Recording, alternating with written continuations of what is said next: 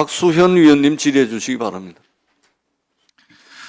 예, 장관님, 문체부 장관으로서가 아니라 정부 대변인으로서 지금 제가에게 말씀을 드리는 것이니 오늘 업무보고에서 최상목 권한대행에게 아까 다른 존경하는 의원님들 말씀이 계셨습니다만 어디까지 말씀을 하실 수 있을지 모르지만 지금 제가 드리는 말씀을 꼭 좀 오늘 상임위에서 이런 얘기가 있었다라고 하는 것을 꼭 좀 잘 전달을 해 주셨으면 좋겠어요. 그냥 제목만 한번 메모하실 수 있으면 해보시기 바랍니다. 예.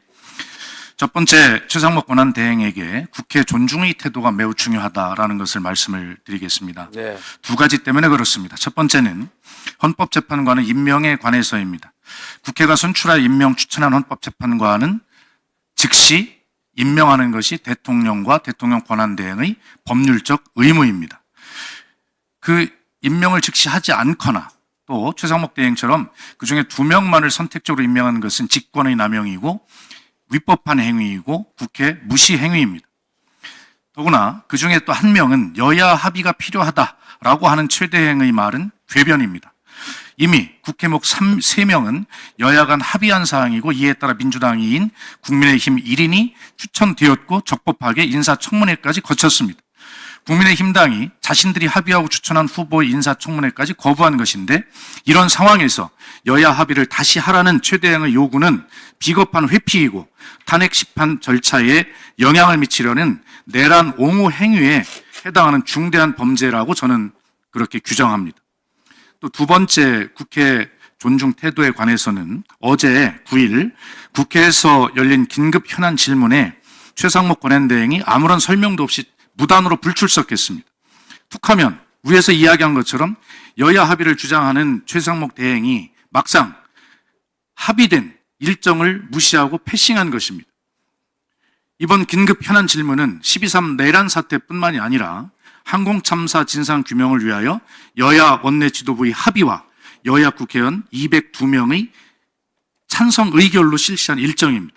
그런데 더욱 이해할 수 없는 것은 이 비상 긴급 현안 질문에는 무단 불출석한 최 대행이 어제 국회에서 열린 여당과의 고위 당정 협의에 참석했다는 사실입니다.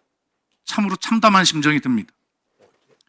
이런 것 두 가지 사유로 저는 최상목 대행이 국회의 존중 태도, 행정부의 기본 태도가 부족하다라는 점을 지적하고 즉시 시정돼야 한다고 생각합니다. 두 번째, 내란 진압의 책임자임을 명심했으면 좋겠습니다. 박종준 경호처장에게 윤석열 체포영장 집행에 즉시 협조하도록 지시해야 합니다. 유혈 사태를 막아야 합니다. 경찰에는 체포영장 집행 저지에 협조할 것을 지시했다는 언론 보도가 있는데 이것은 대통령 권한 대행이 아니라 내란 대행이 하는 짓입니다. 세 번째, 최상목 대행은 경제부총리입니다.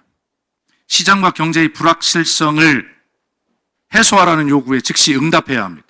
어제 세계 3대 신용평가사 임원들이 최상목 대행에게 정치 불안의 장기화는 외국인 투자와 기업의 의사결정에 부정적 영향을 미칠 것이라고 경고했습니다.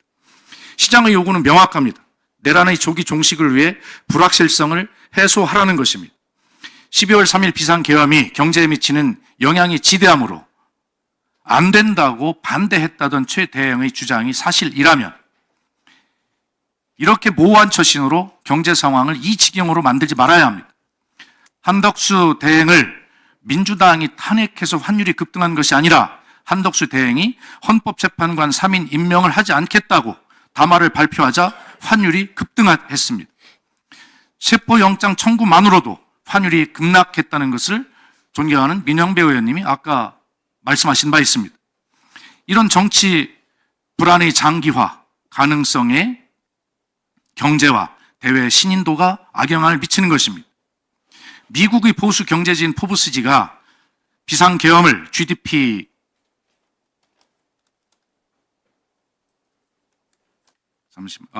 살인자라고 표현하면서 윤석열의 이기적인 계엄 사태의 대가를 5,100만 국민이 나누어 지불하게 될 것이라고 이미 보도한 바 있습니다.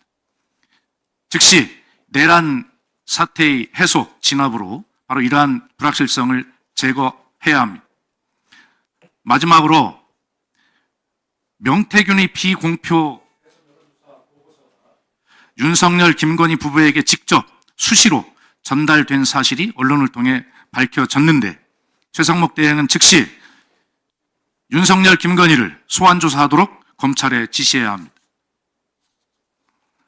검찰은 작년 11월 4일 작성된 수사 보고서를 통해 모든 내용을 알고 있으면서도 윤석열, 김건희 부부를 소환 조사하지 않았습니다. 검찰은 11월 7일 윤석열이 명태균에게 여론조사를 의뢰한 적이 없다라고 하는 대국민 거짓말을 하고 있는 것을 지켜보았는데도 침묵으로만 일관했습니다. 명태균의 자택 압수수색이 이루어진 다음 날인 11월 1일 관저에서 비상대권을 모의했습니다. 김영선 공천 관련 통화 녹음이 공개된 지 딱 열흘 만인 11월 9일에 계엄 선포 시 동원 가능한 군 규모가 얼마나 되느냐라고 논의했습니다. 11월 15일 내가 구속되면 정권이 한 달 안에 무너진다는 명태균 발언 정확히 열흘 뒤인 11월 24일 윤석열은 김용현에게 명태균 의혹을 언급하며 이게 나라냐, 비상대책이 필요하다라고 특단의 대책을 언급한 사실까지 밝혀졌습니다. 그리고 명태균이 윤석열, 김건희와 2년 넘게 연락해온 소위 황금폰을 공개할 수 있다라고 하는 의사를 밝힌 바로 다음 날 윤석열이 12월 3일 비상계엄을 선포하는 것입니다. 이 정도면 비상계엄의 이유가 윤석열이 주장한 대로 민주당의 탄핵과 예산 삭감 탓이 아니라 명태균 게이트로 불거진 각종 위법, 불법 의혹을 막기 위해서 비상계엄을 일으킨 것이 아닌가라고 하는 합리적 의심이 들기까지 합니다. 매우 중대한 일입니다. 윤석열 체포와 탄핵 심판에 비해 결코 가벼운 사안이 아니기 때문에 검찰에 최상목 대행은 철저히 소환 조사할 것을 지시해야 합니다. 정부 대변인으로서 장관께서는 오늘 업무보고에서 지금 본 위원이 이야기한 이런 내용들에 대해서 할 수 있는 한 최대한 이 회의의 내용으로 결과로 그렇게 전달해 주시기를 부탁드립니다. 이상입니다. 알겠습니다. 네. 예, 수고하셨습니다. 다음은 김재원 위원님 질의해 주시기